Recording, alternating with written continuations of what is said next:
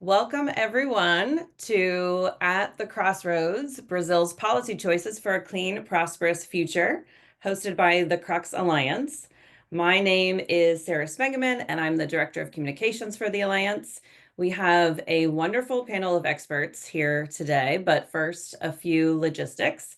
So we're planning on having a moderated conversation for about 45 minutes, followed by your questions. You should see a Q&A box at the bottom of your Zoom window, and you're encouraged to enter questions in the Q&A box during the discussion, and then I will share the most frequently asked questions with our panelists during the Q&A time. And don't worry if we're not able to answer your question live. We are taking note of all the questions and we'll follow up with you afterwards. Note that this webinar is being recorded. So before I pass it over to Joe Ryan to introduce our panelists, I'm going to pop a link to our website into the chat. And this has further information about each of the panelists as well as the organizations they represent, so you can get further info there. We're also going to take a short survey at the end of the webinar, so if you could stick around and just answer just a couple of short questions, we would be really grateful. So now I'm going to pass it over to Joe Ryan, who has been the executive director of the Crux Alliance since it began in 2018. And before leading Crux, Joe has had a long career in climate philanthropy, and it actually began in Brazil. He was instrumental in launching the Latin American Regional Climate Initiative, which many of you might know eventually became the Institute for Climate and Society, which is the major regranting entity in Brazil. And at Crux, he oversees all of our strategies to drive impactful policy in Brazil and in the highest emitting countries. So over to you, Joe. Thank you, Sarah. Welcome, everyone. As Sarah said, I am Joe Ryan, the Executive Director of the Crux Alliance. When we think about Brazil and climate change, sort of everyone's mind almost immediately goes to deforestation, and that's reasonable, and they should. It's one of the most the Amazon is one of the most important tropical rainforests in the world. But Brazil also boasts an enormous energy sector. Right? It produces more than 3.5 million barrels of oil a day. Its industrial base produces steel, airplanes, passenger cars, buses, trucks, all of that for the domestic market and for export.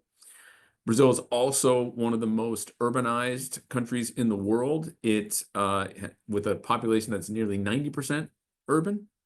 And so energy production, its use, and its efficiency have an outsized impact on Brazil's economy and relatedly on the character of its clean energy transition. And so this webinar is focused on those energy sectors of appliances, buildings, industry, power, urban mobility, and vehicles. Just let me say one word about the Crux Alliance itself. So the Alliance is a collection of technical expert organizations that support policymakers throughout the policymaking process, but they zoom in at a particular moment where the policymaker is actually crafting the policy and needs sort of real-time access to world-class data, analytics, modeling, et cetera, so that policy can be drafted in the most appropriate way and most ambitious way that benefits both the sector and the country. So the goal of this webinar is to hear from the Crux Alliance experts on what they see as the most promising near-term opportunities from a policy perspective, and therefore what should be the priority for the Brazilian government as it crafts its leadership position at the COP. And while we're focused on the opportunities for COP, we recognize that COP this year is a moment in time, and it's an opportunity to highlight and lift up certain policy priorities. But this work goes on well beyond the COP this year, and is a priority for several years to come. But this is the start. So let me first introduce our speakers, and then we'll get into some round robin questions. So first, sort of in alphabetical order, we have Ana Maria Carreño, who is the Senior Director at CLASP, where she oversees the climate portfolio. She works, this is the appliance sector, and working on appliance efficiency policies for the highest emitting appliances in Brazil and throughout the world. Then we have Clarice Link.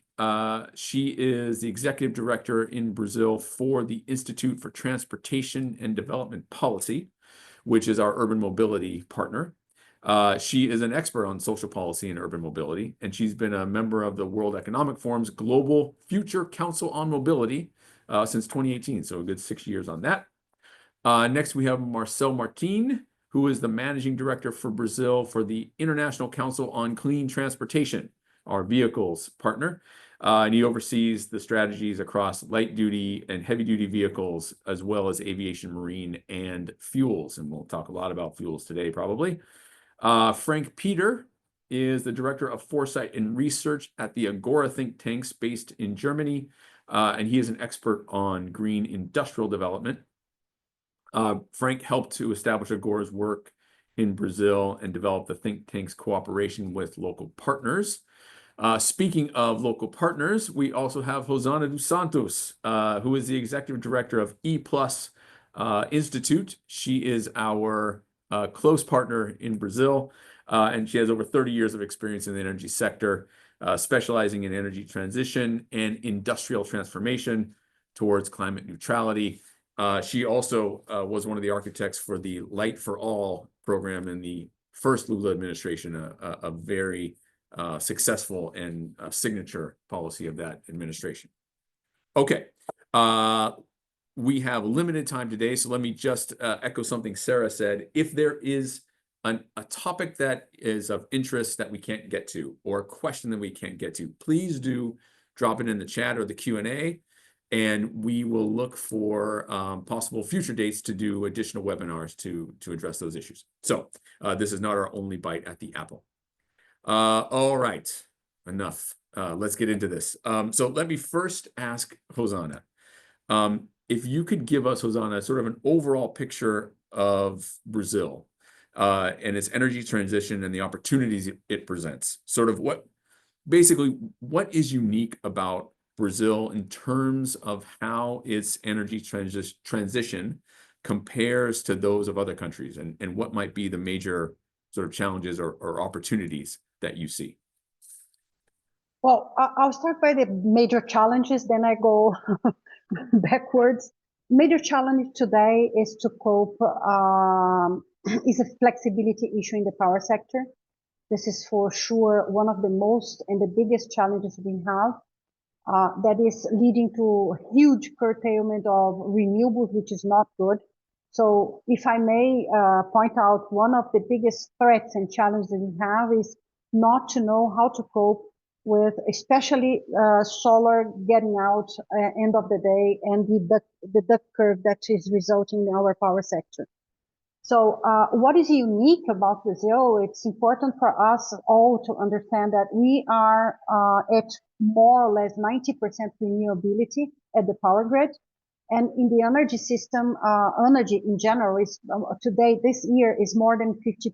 It's 51, if I'm not wrong, percent. And this is kind of unique because there are a bunch of countries around the globe struggling to get to 30 to 40%, and we are at 90% in good years. And this comes with the second challenge. In bad years, meaning years that we don't have a lot of rain, our renewability goes down to 70%, 72%, which is still very good, but nothing compared to the 90%. And if I may, in this final challenge here, is that because we had issues with during the rainy season here, or very dry years or very rainy years, the natural gas lobby is presenting themselves as the solution for the problem of flexibility and as the solution to cope with bad years or good years or whatever years. And this is just a narrative, but it has gained some momentum. And one of the tasks that we have as civil society here and thinking civil society here is to come up with another narrative that this is not necessarily true, that there are other ways of us running our system without losing its renewability close to 90%. If I may, Joe, just my final words, why this renewability between 70 or 90% is important is first not to go backwards.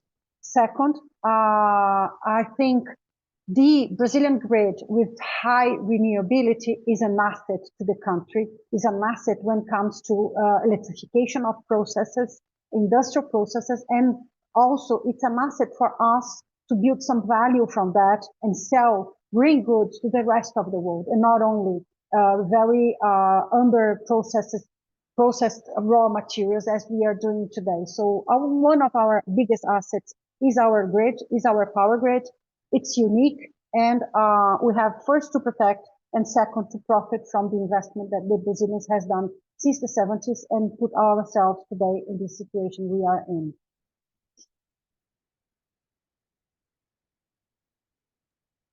Thank you, Hosanna. I don't know if I covered everything, but yeah. Well, thoughts. it's hard to ask you to cover everything in 2 minutes. No. But let me dig into one thing that you didn't mention, but is also a unique feature, which I know you're very familiar with, and that is bioenergy and biofuels. And let me bring in Marcel to this topic too. Could the both of you say a word about sort of the unique features of Brazil's bioenergy and biofuels, and any specific policies that should be prioritized in the near future? Do you start, Marcel, and I go after? Yeah, I can. I will localize more in the transport sector, and I think you after can put in a more broad perspective. When we look at the transport sector, definitely the fuels of the future, it is the law, the program that reorganize the fuels agenda. And with inside of the fuels of future, there is specific programs. I can highlight the sustainable aviation fuels. And I highlight that because there is a lot of international interest on that, and Brazil definitely can be very well positioned related to that, especially when we talk about routes based on sugarcane, ethanol from sugarcane. But we also have other programs like to increase the mix of ethanol in gasoline or the biodiesel in diesel. I think these programs are positioning and create some messages related to biofuels in Brazil and reorganize the agenda. However, I think here we need to have a very clear understanding the process, how the international market, the behaviors of the international market. So how Brazil can be very positioned when we look at the international market. What we are talking about is how the other markets will accept or not accept the Brazilian products. Definitely, we have very different routes in this case, but we can positioning if we make the best choices very well in the international market. When we look inside of the country in the transport sector, we need to understand better the consequences when we adopt one fuel instead of other or instead of electrification. So fuels cross the transport discussion. However, they can be also a product per se for exportation. And this can be very, very well applied in aviation, marine sector, and others. So it is a hard discussion, but definitely Brazil, and this is the interesting point, Brazil have a lot of options and can be very well positioned. However, we need to understand better what is the best products to do that and what's the best applied for that. Sustainable aviation fuels, for example, as I mentioned, this specific program in the Fuels of the Future is one of probably a good piece for that. But Hosanna, I pass to you and I can return and make some other considerations for create this picture. No, I'll build up from where you stopped. So sustainable aviation fuels.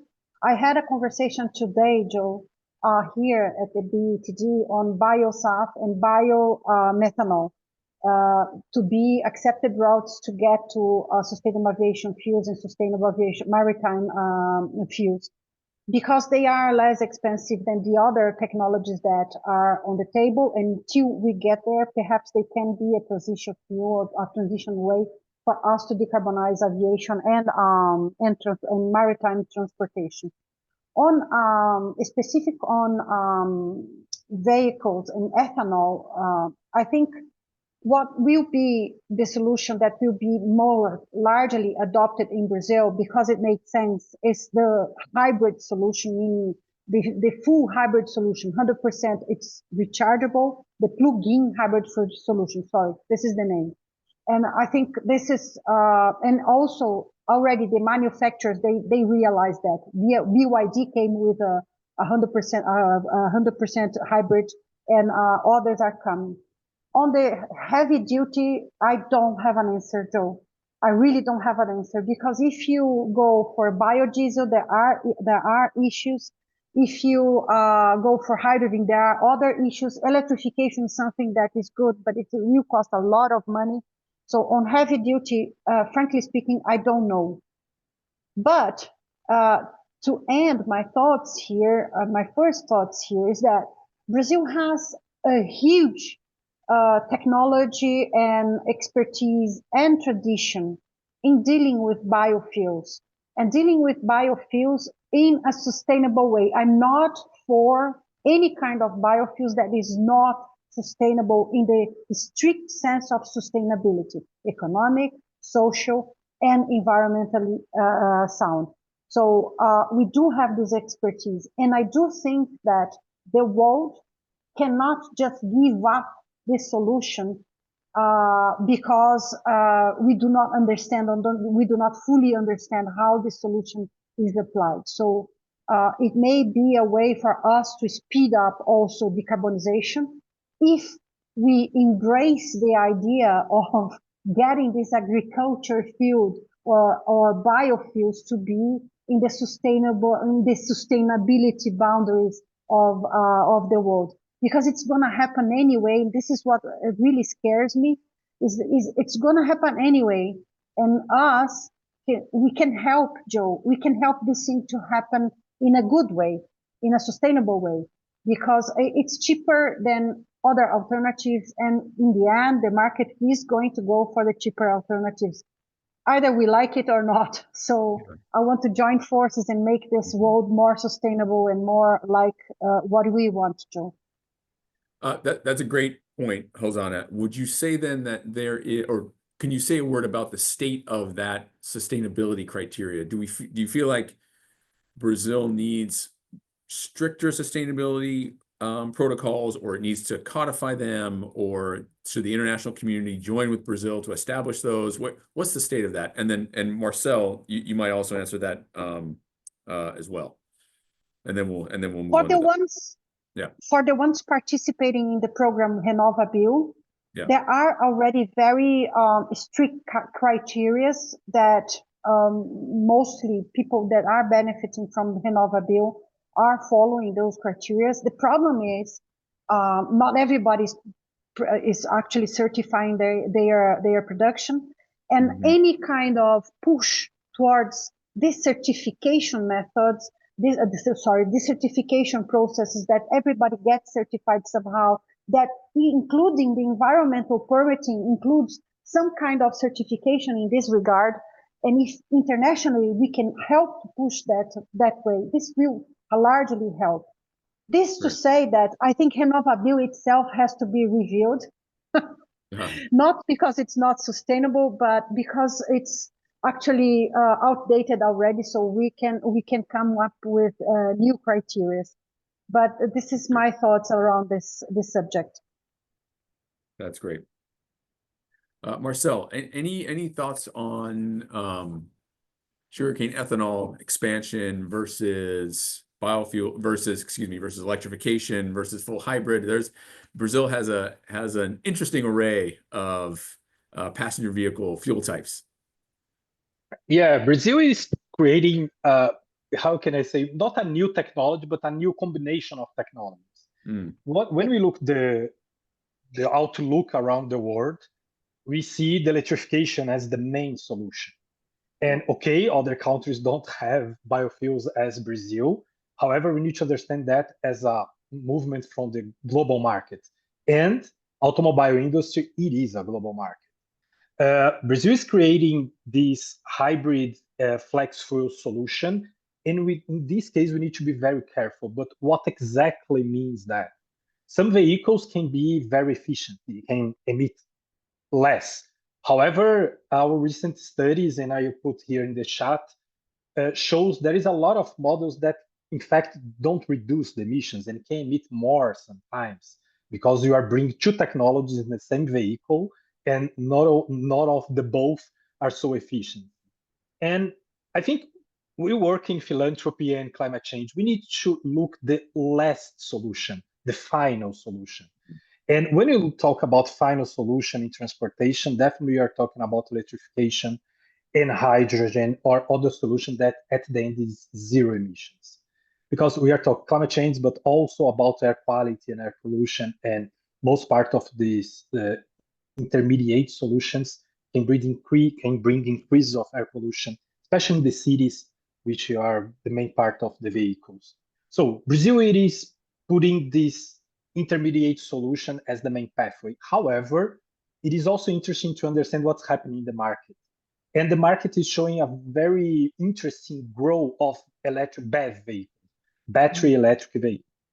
The numbers in the end of 2023, we have 2.6% of market share in Brazil.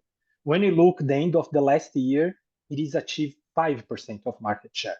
And the beginning of this year, it is around 6%. So basically what we are seeing, independent of the orientations from the government or others, the market are increasing for BEV vehicles. And I think this is a very good signal in the right direction. We need to improve infrastructure. We need to create more incentives and understand that. However, we will probably in Brazil, we need to work with these both solutions, but it is interesting to see electrification is growing independent. Yeah, that's great.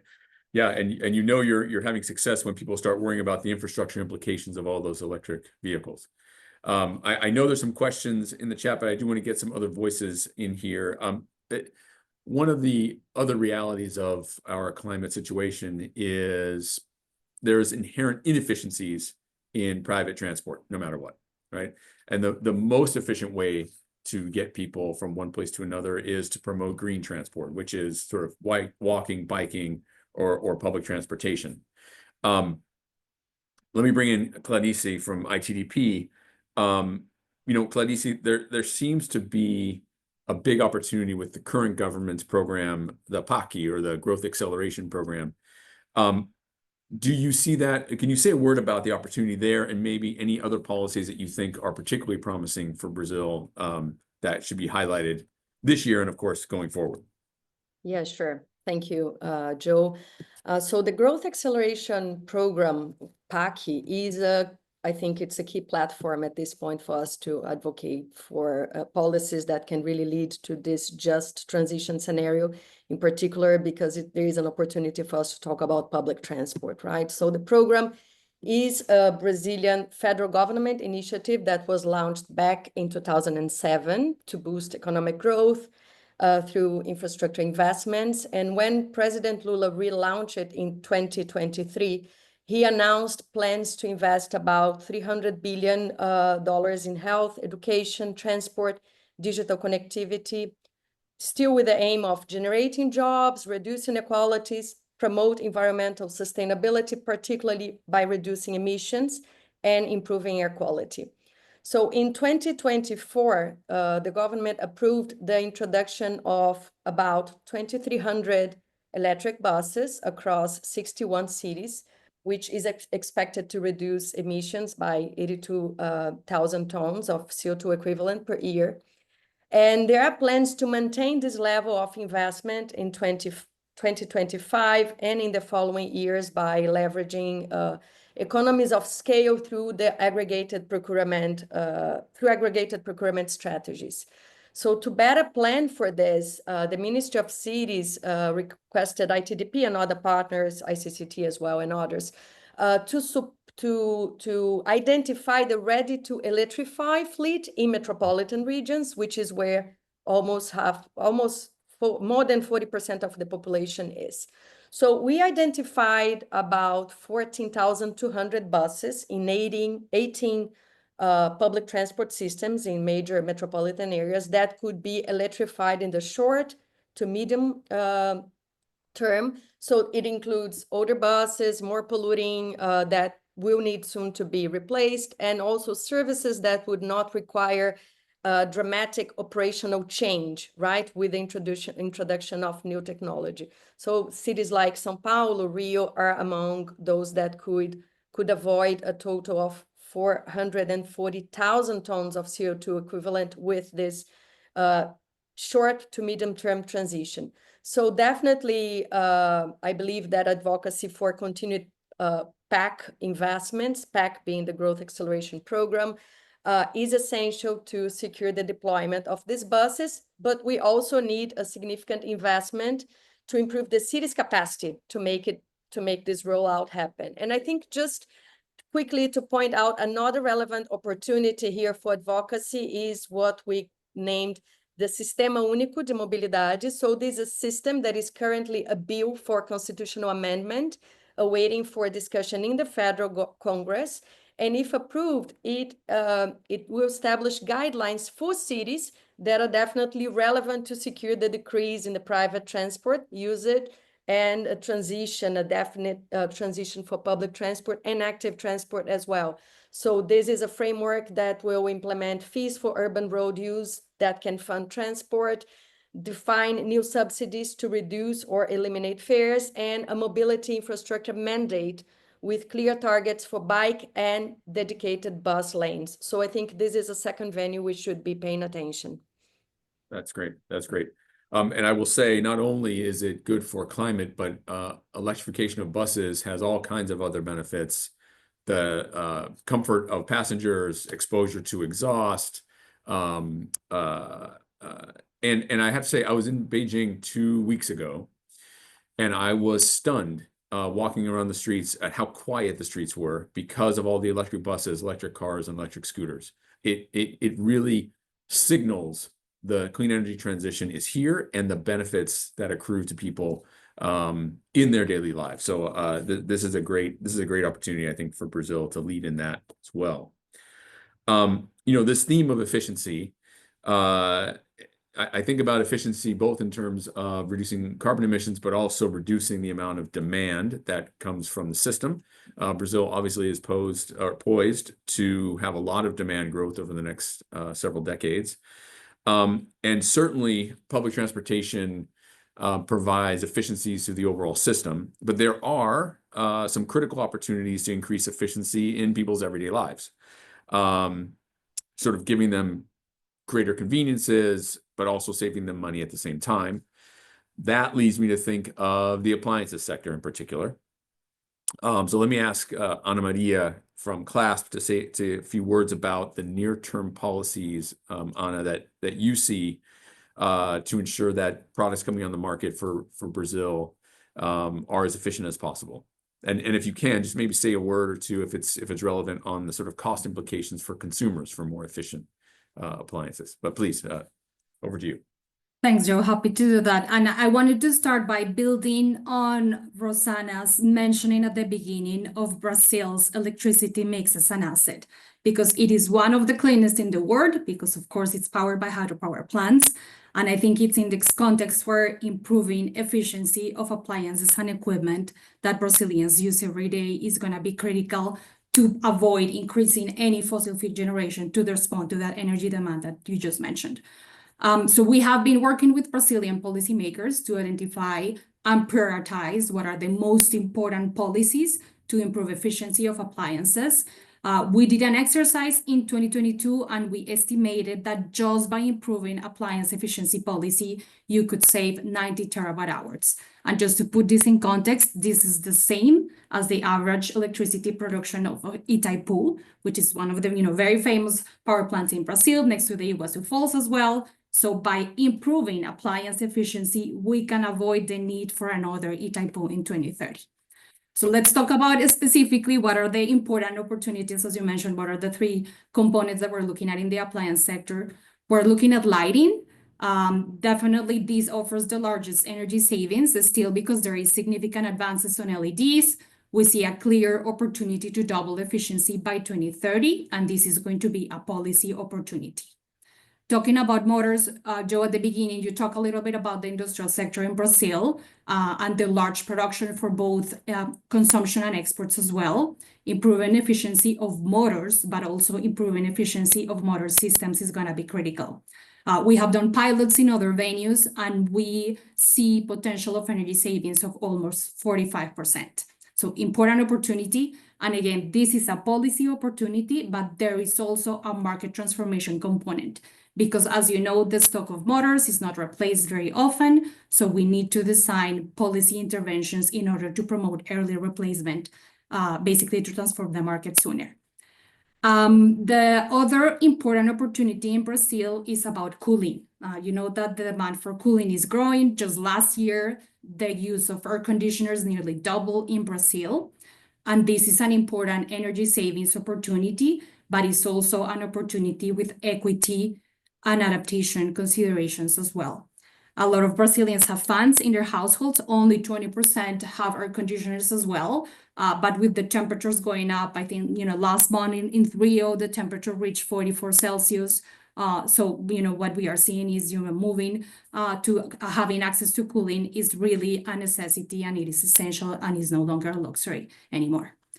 And maybe the last opportunity that I wanted to highlight is another near-term opportunity, which is the coordination of energy efficiency policy and industrial development.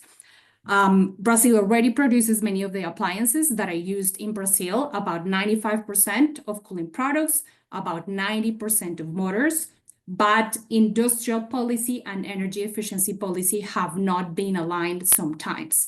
And that means the production of products in Brazil that do not meet international energy efficiency standards. So this is really a lost opportunity for Brazilian manufacturers that could produce, more efficient products for the local market and for export as well, and a lost opportunity for consumers and for the government as well, in order to have access to locally made products that are manufactured in Brazil as well. So just wanted to highlight, we're working with the Brazilian Agency for Industrial Development in an effort to align energy efficiency policy and industrial policy so that we can have efficient products that are locally made in Brazil. Yeah, that's a great that's a very telling point that the appliances made in Brazil are not meeting international standards. Let me ask you a consumer question. We are concerned about producing high-end, efficient consumer appliances because it drives up costs for consumers.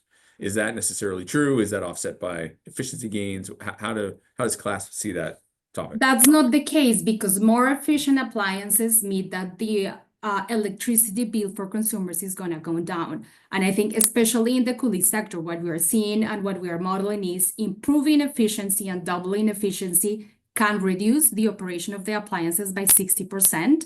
So, meaning, you can afford running and cooling, but also it can mean increasing access to households that don't necessarily would have the means to pay for the electricity bill. That's great. Wonderful. Well, obviously efficiency is a big theme across not just Brazil and these sectors, but across all of our work around the world. And on the industrial side, efficiency is a place to start for industrial equipment. But there are a number of emerging opportunities via technologies for Brazil. And I wonder if we bring maybe Rosana back and maybe have Frank chime in on some of the key technologies in the industrial sector, whether it's green steel or renewable hydrogen or renewable ammonia, that would benefit from some more ambitious policies or incentives. Would love your thoughts on that. Frank? Okay, then I give it a go.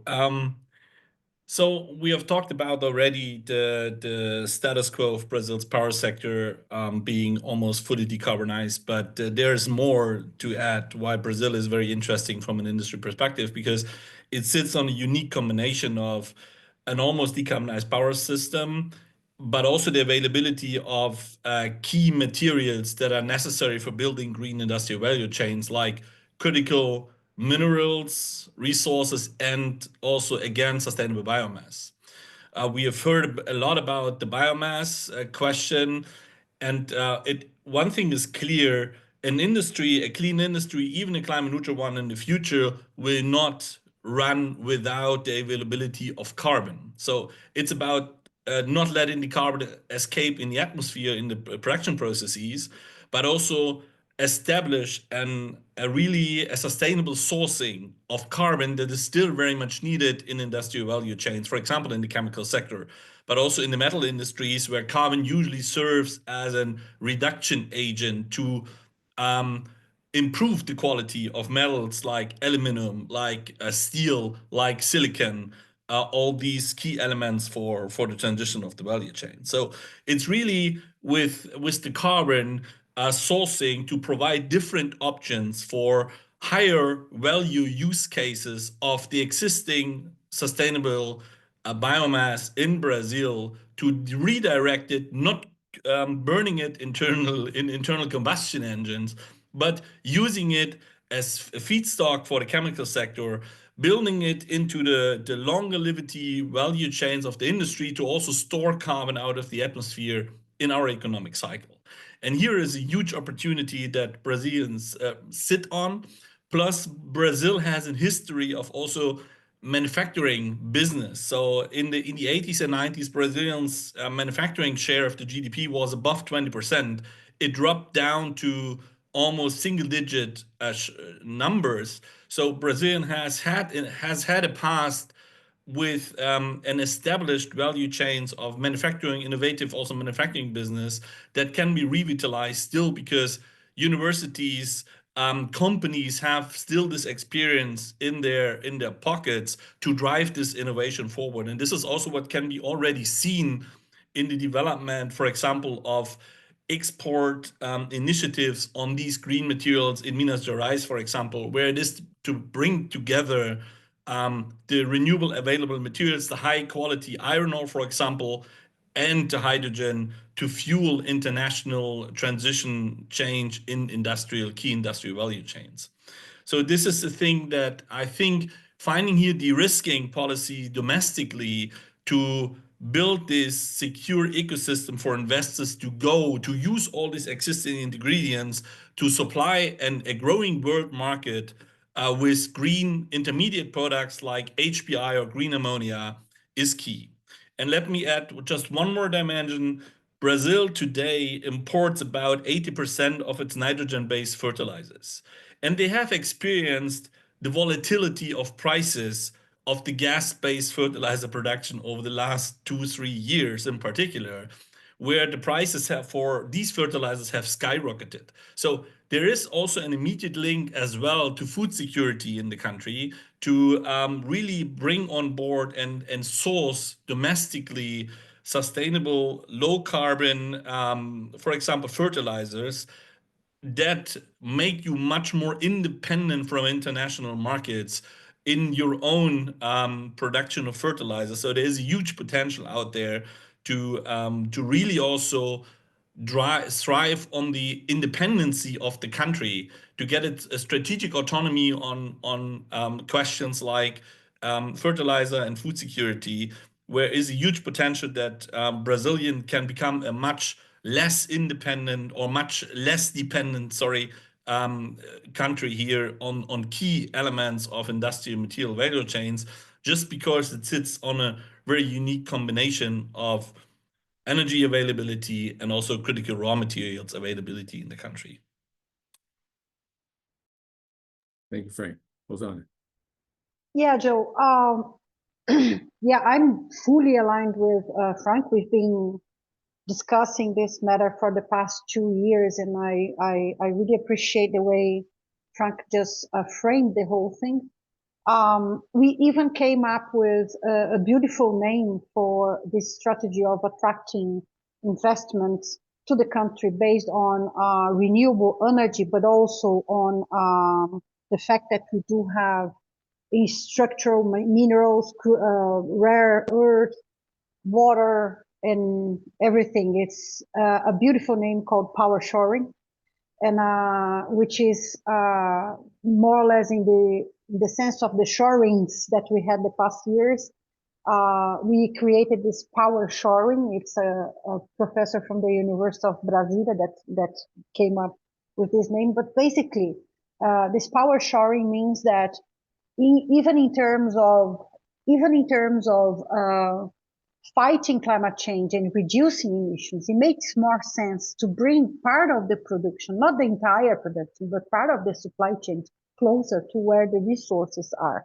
Not everywhere of the world can say that, yes, we can get those kind of investments and get our industry more green, and by reindustrializing in a greener way our our industrial bases, we can also help globally the decarbonization by some of the supply chains that can help, for example, the steel making with HBI, as Frank said, or green iron in general.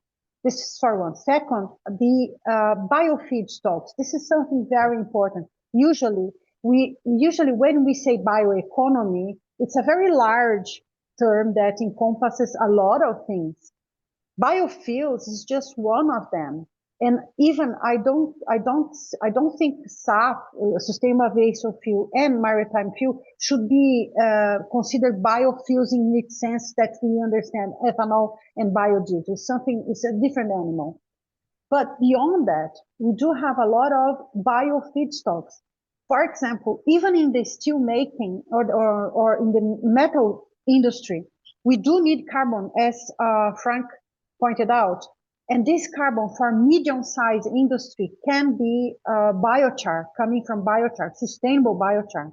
Because if we think that every other company in the world will have the money and the investment capacity to get from a fully integrated plant, BF, BOF, into an electric furnace, this is not true. So what will we do with the medium-sized and small-sized companies? So biochar may be also a possibility.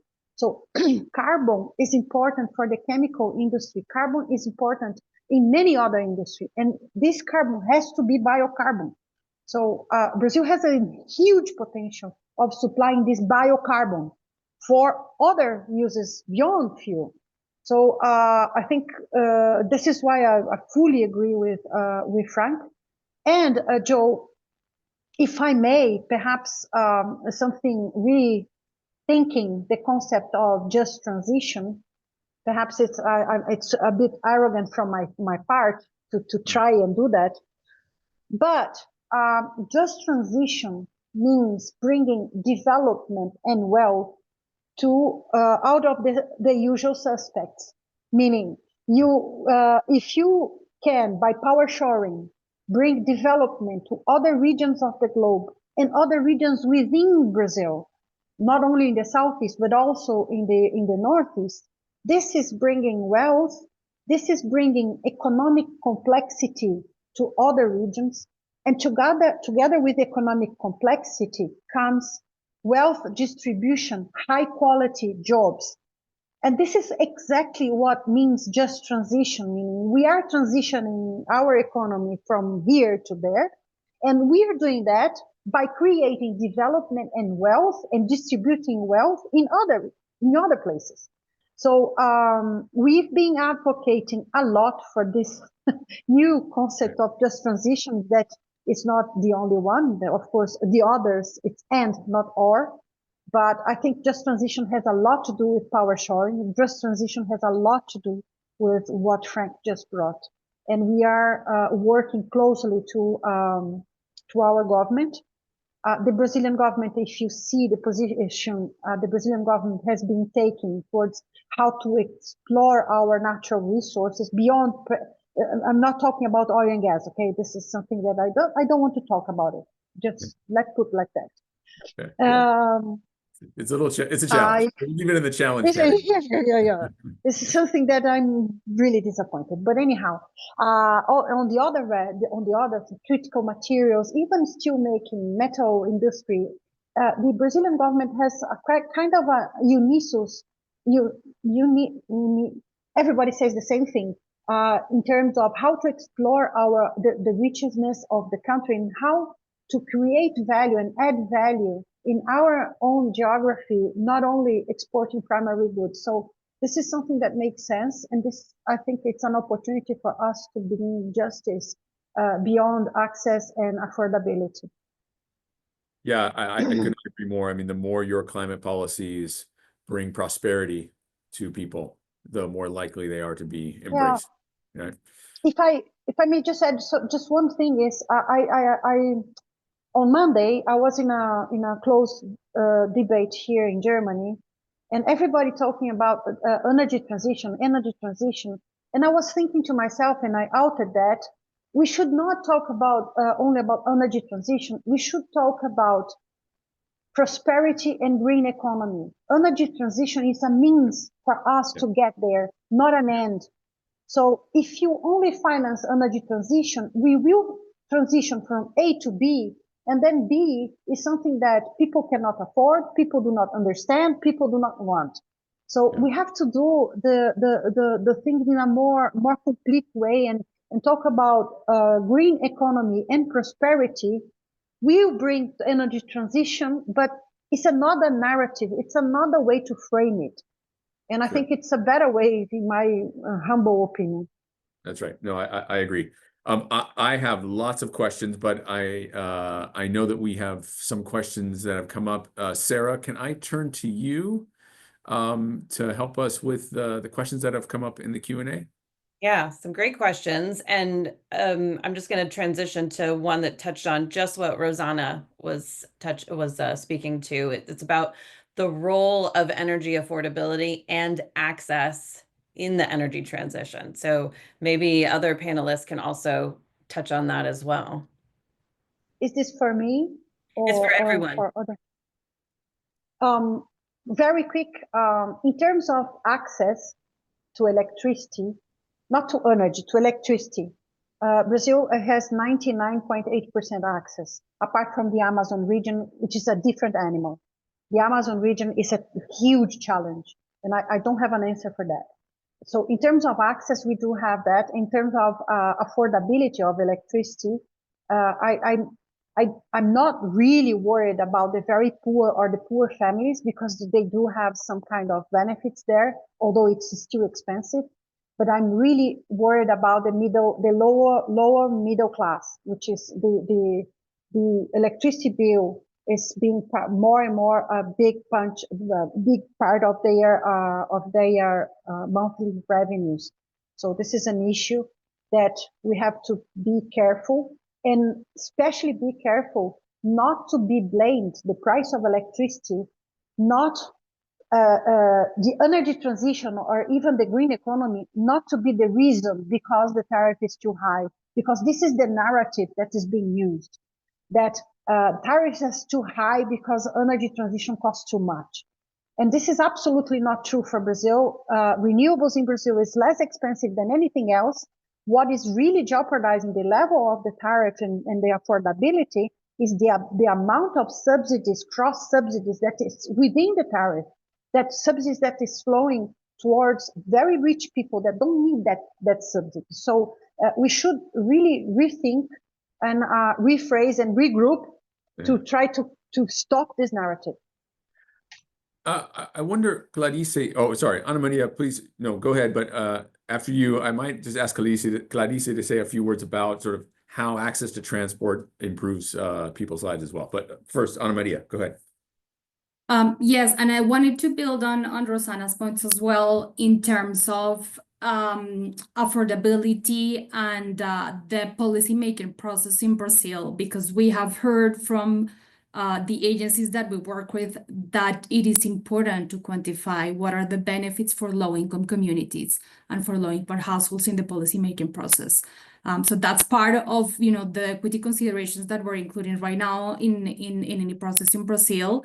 And in particular, quantifying not only the affordability of any new equipment, but also the opportunity to increase access as well for specific energy services like cooling and refrigerators that are critical in some areas for low-income households. Yeah, can I jump in, Joe? Clarice, please. Okay. Yeah, so I think it's I really like Rosanna's points here. I think it's really critical we understand better what does it entail for, and who are we considering in this equation. I think in particular in a country or in the most unequal region of the world, and in a country that is still so unequal and so diverse, right? And what we have seen is the focus in our case in the urban mobility sector to really focus on public transport as really the way for us to talk about just transition and have equitable outcomes. The focus on private electric vehicles as the solution for the future, the clean future, disproportionately benefits wealthier individuals, of course, and it disadvantages the majority. Most people in lower middle income countries like Brazil either walk or use public transport. And what we see is the public transport sector in a gigantic crisis. And that's what we already had that before the pandemic, the COVID pandemic, and throughout the pandemic. And now we have seen the sector is still facing a lot of challenges in terms of regaining the number of passengers and regaining and having some quality in terms of service. The transit costs often up to a quarter, 25% of poor families' monthly income in Brazil. And I think this is a very important point for us to take into consideration. The high cost of transport, it limits the population's access, including to other activities that are not only work-related, right? So going to clinics, visiting friends, expanding their access to the cities overall. And so we need to secure that the transition to clean transport sector is really looking at public transport, and also in a way that does not increase the fare costs for the population. So what is the equation that we need to ensure that we use the electrification, the transition for clean buses as an entry point to improve the quality of this service dramatically, right? That we not only maintain the users, but also make sure that people are not transitioning to private vehicles or motorbikes that are, something that has happened here for the last 2 decades very fast.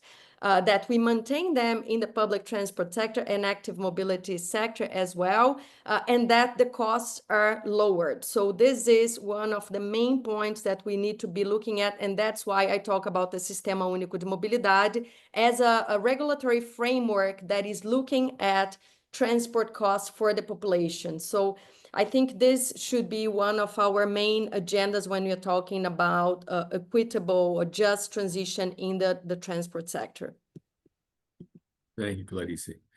We probably have time for one more question, Sarah. Can we pull one? Yeah, absolutely. So this question says, I'm curious to learn how the panelists and their organizations are working with advocacy groups. What do you perceive as the benefits and the risks of this engagement? Great question. Marcel, why don't you jump in on this one since yeah, I'm thinking yeah, ICCT basically run technical analysis, and the best way for us to position is to provide the best impartial technical analysis.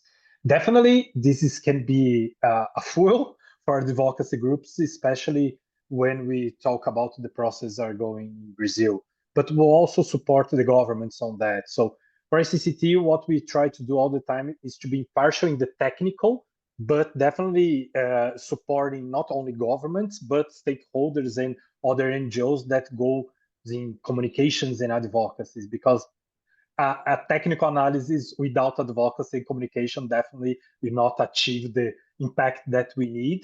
But we try to maintain a technical perspective to guarantee this impartial situation, because we try to put scientific data for the best decisions. But as I said, definitely advocacy and communications use that and needs to use that. Without our impact, it is lower than without that. And Hosanna, you came off mute, so and Frank, I'm happy to turn to you. Is the Climate Observatory a place where technical and advocacy groups can come together and exchange ideas? And the Climate Observatory. Yeah, please. we are part of the Climate Observatory. It's a good platform. Sometimes more a campaign than an advocacy. So we have to think tanks are not campaigners per se, so we are to produce scientific data, so database decisions and also interest. I'm completely with Marcel. We act the same, okay? And so sometimes in the climate observatory, I see that there's a bunch of NGOs that are campaigners. This is very important. And sometimes we don't manage to do the right advocacy, to use the platform to get where we want. But I think things are getting better. We created within the climate observatory some subgroups for theme. What I think it's a pity because sometimes we have to think more in a more transversal way, like industry and energy should not be separated. But yeah, this is my view, Joe. Thank you. This said, we are part of the climate observatory, and we use a lot the platform to discuss and to have views of other organizations put in place. Yeah. Yeah, Joe, and for us as we work, so we are we have the clear strategy to work with local organizations on the ground. This is why we have an very strong collaboration with Rosanna and D+ and other organizations on the ground, because we as an international organization do not actually know very well about the local situation on the ground. So this is why we need those local insights and voices to represent. And what we try to do here is bring together state-of-the-art analytical pieces with the local knowledge here to have the best, let's say, synergies out of this network and combination. So we're working on the ground and try to help to facilitate as much as possible the work of E+ that they are doing on the ground, and try support and fill the gaps that are identified in the public discourse, and try to also then connect this back to Europe, because in this whole setup where we are at the moment with this also geopolitical dynamics that we are having, this new reshaping and the new reorganizing, where lots of governments in Europe are also seeking for new strategic partnerships. This is where we then jump in potentially on the European side more to engage in these or leverage on these initiatives on both ends, and facilitate here knowledge from Brazil to European players, and bring this again together to build an ecosystem also brought forward by civil society organizations that encourages policymakers and governments on both sides to think more strategically about potential future collaboration. Yeah, sorry, Kalisa, you've got the last word. Oh, sorry, can I? Please. Okay, so Yep. no, I think this topic of engagement, local engagement, is really crucial. And I do see, like, ITDP is an international organization, but we have this, the local program here, we have had it for 15 years. But our work at the level ITDPs is not possible if we are not fully engaged with the local groups, with grassroots, with social movements. We have just finalized a big work in the Rio de Janeiro metropolitan area with municipalities in the metropolitan area, identifying with local leaderships what is their agenda. Normally their agenda is something that is very related to climate justice, is very related to social justice. So what we do, we are bridging, trying to identify what are the opportunities at the subnational level, at the international level, that they could be tapping into, that they could be connecting, matching their agenda, because they are not separate agendas. It's basically the same. We have a different vocabulary sometimes, but we need to ensure that all this investment that comes, the international investment that comes here, is really addressing the needs of the population, the daily needs of the population. And I also think, besides making this bridge of the local to the global or to the other levels, is really the great opportunity that engaging locally makes our work more ambitious.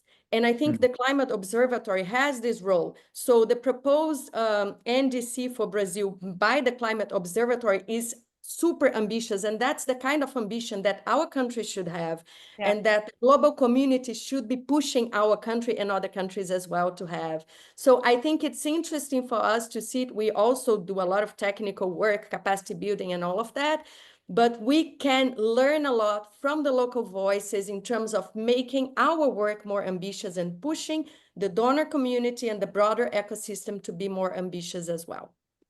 I agree. Thanks, Laisi. Well, we are just past time, and I want to be respectful of the rest of the things that they have to do today. So we'll have to end it here. But I think it's a great point to end on, that while the groups represented here are technical experts, they recognize they are part of an ecosystem, and all of us are trying to work towards, as Hosanna said, prosperity and a green economy. And I think that's the real advantage here. Now, there are issues with the petroleum and gas sector, but Brazil in particular has some really unique contributions to make to that prosperity and serving as an example. And so I want to thank everyone for your comments and your participation today, and we will follow up. And it looks like we'll probably end up doing another one of these since we didn't get to everything we wanted to. So thank you, everyone. Bye-bye. Bye.